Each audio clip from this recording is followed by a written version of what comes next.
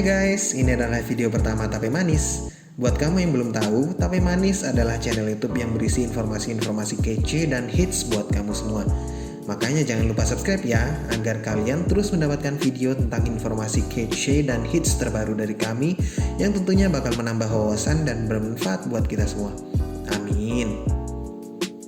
Bondowoso adalah kabupaten terkurung daratan satu-satunya yang berada di wilayah Tapalkuda, Provinsi Jawa Timur. Terkurung daratan, ya karena Bondowoso tidak mempunyai akses pantai langsung pada wilayahnya.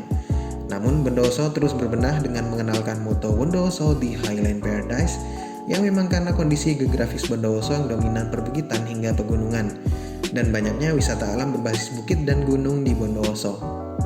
Salah satunya adalah Kawah Ijen yang berada di perbatasan Bondowoso Banyuwangi, Kawah Wurung, Gunung Piramid yang kemarin viral, dan banyak lagi yang lainnya. Selain tempat wisata tadi, banyak pula tempat-tempat instagramable dan horor di Bondowoso loh guys. Cocok buat kalian-kalian yang suka pada hal-hal yang berbau tantangan. Oke, di video pertama kali ini, kita akan membahas 7 tempat angker dan instagramable di Bondowoso bagian pertama.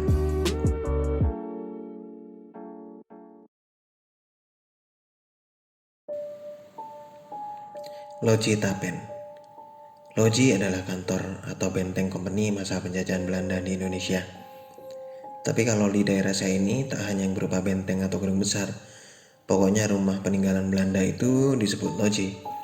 Biasanya loji di daerah saya ini adalah berbentuk rumah tempat tinggal bagi pegawai perkebunan tebu atau kopi, yang tentunya dihuni oleh orang-orang Belanda yang kemudian turun-temurun berganti penghuni atau pemilik seiring berjalannya waktu hingga Indonesia merdeka. Loji Tapen ini dibangun untuk menjadi tempat tinggal pejabat Belanda untuk mengawasi perkebunan tebu di sekitar Tapen. Loji Tapen ini berada di Kecamatan Tapen, sekitar 200 meter dari kantor Camat Tapen. Sudah banyak orang tahu kalau Loji Tapen ini emang angker. Siang hari aja kesan horornya emang kuat banget di tempat ini. Cerita horornya tempat ini tak hanya berasal dari masyarakat sekitar, tapi juga banyak orang yang pernah masuk tempat ini seperti untuk berfoto-foto dan lain-lain. Karena memang tempat ini cukup instagramable dan mewakili untuk beri kesan fotografi ala zaman dulu gitu. Banyak sekali cerita mistis yang saya dapatkan mengenai tempat ini, mulai dari penampakan kuntilanak, noni-noni Belanda, begitupun suara-suara misterius. Dan yang lebih creepy lagi, beberapa orang melihat rumah tua tersebut kelihatan seperti istana yang megah. Padahal jika pagi atau siang hari, yang kelihatan hanyalah seperti rumah pada umumnya. Cerita lain yang saya dapatkan dari masyarakat sekitar adalah dulu sekitar tahun 70-an pernah terjadi perampokan dan penembakan di rumah ini. Sehingga setelah itu rumah ini sepi, tak berpenghuni lagi hingga saat ini. Oh iya, saking angkernya tempat ini, banyak teman-teman saya yang mungkin indigo nggak berani ke sana meski di siang bolong sekalipun.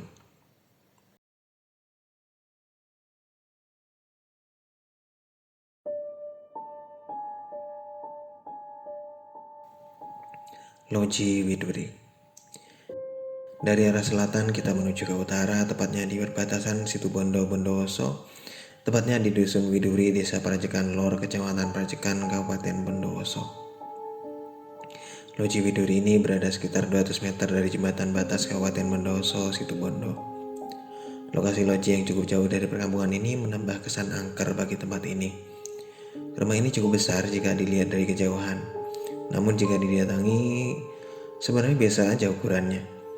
Kesan horor yang didapat setelah mendekati rumah ini adalah bangunan ala Belanda yang sudah tak terawat, ditambah lagi adanya pohon besar di sampingnya. Beberapa cerita dari masyarakat sekitar menyebutkan jika rumah tersebut ada penjaganya. Ada pula yang pernah melihat sosok kuntilanak juga. Meski begitu, banyak remaja muda-mudi yang menjadikan Loji Widuri ini sebagai lokasi foto instagramable mereka. Gudang Tembakau Prajekan.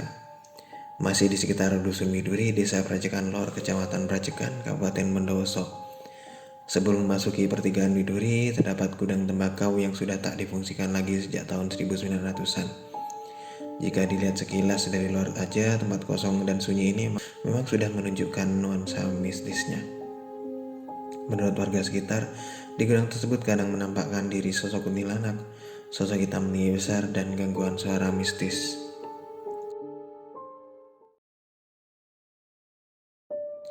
Jembatan Rel Karanganyar. Di Kecamatan Kelabang, tepatnya di Desa Karanganyar, terdapat jembatan rel kereta api yang sudah tidak berfungsi sebagaimana mestinya. Sejak jalur kereta api Kalisat Panarukan berhenti beroperasi sejak tahun 2004, saat ini jembatan ini hanya berfungsi sebagai penghubung bagi petani yang hendak mencari rumput atau petani yang menuju sawahnya di seberang jembatan. Terkadang juga menjadi tempat foto-foto sih, karena tempat ini cukup instagramable untuk dijadikan background foto. Dan yang paling sering adalah sebagai tempat berburu ikan bagi penghobinya, karena sungai di bawah jembatan ini cukup besar dan lebar. Nah, dari cerita para mancing inilah banyak cerita mistis yang kemudian menjadi penguat bahwa tempat ini memang horor. Seperti adanya sekelebatan putih, suara-suara mistis, dan lain-lain. Ditambah lagi juga cerita dari masyarakat sekitar yang juga menceritakan hal yang sama. Terlebih tak jauh dari jembatan ini terdapat kuburan keramat.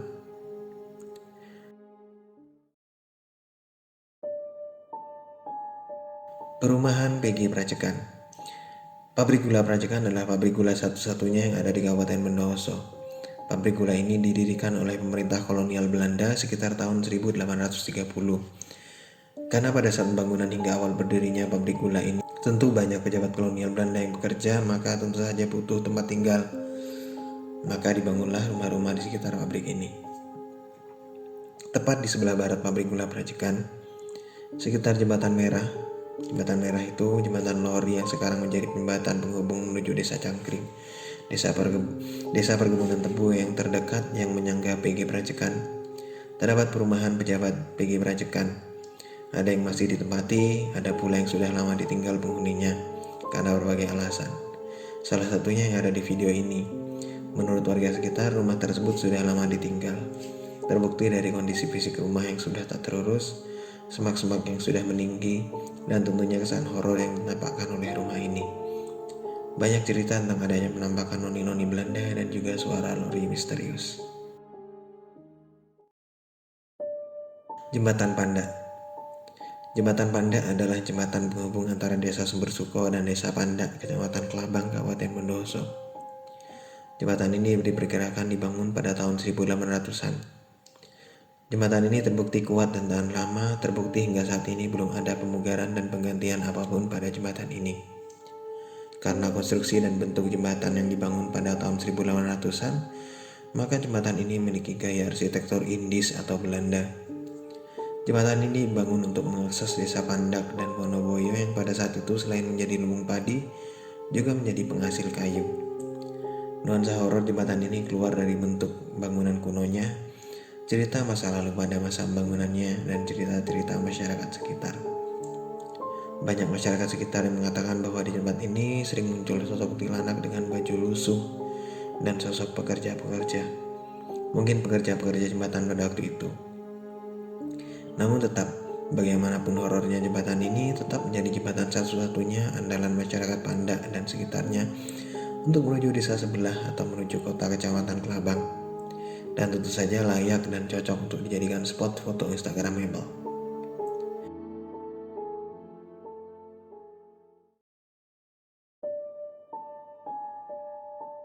Aduan sapi Tapen.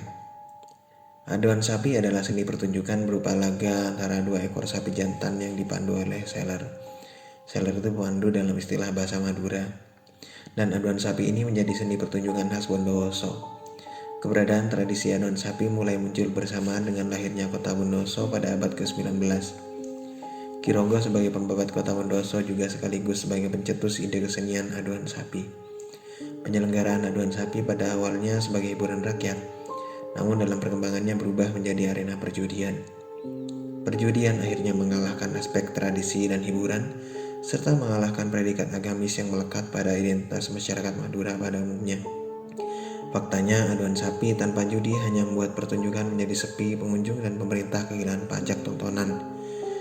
Terbukti pada tahun 1991, aduan sapi memberikan sumbangsih cukup besar bagi pendapatan daerah di Kabupaten Bondowoso. Kemudian setelah tahun 1998 dan 1999, dominasi politik berubah dari Golkar yang nasionalis ke PKB yang religius, sehingga aduan sapi dilarang diselenggarakan hingga saat ini karena dianggap melanggar norma-norma agama.